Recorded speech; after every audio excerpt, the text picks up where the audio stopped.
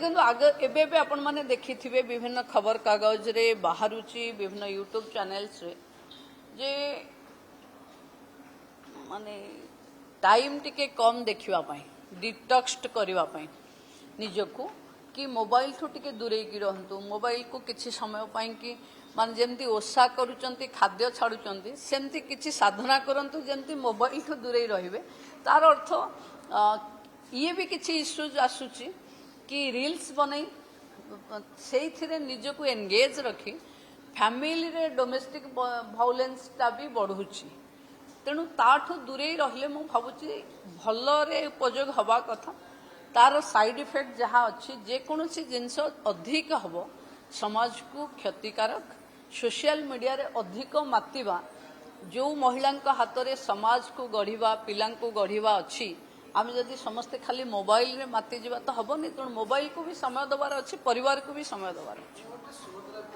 हाँ निश्चिंत भाव में आम पाखे जो गुड़ा केस गुड़ा आसूची अधिकांश मोबाइल रे बेसी प्रभावित से माने रील्स तैयारी करिया जो ऑब्जेक्शन तांकर इनलॉज घरे करूछंती एवं से माने रील्स जो गुड़ा बनाउछंती भी से बहुत नेकेड थाए जोटा आमे भी मध्य देखिछु आ विच्छेद हवार सेटा भी गोटे मुख्य कारण रहउछि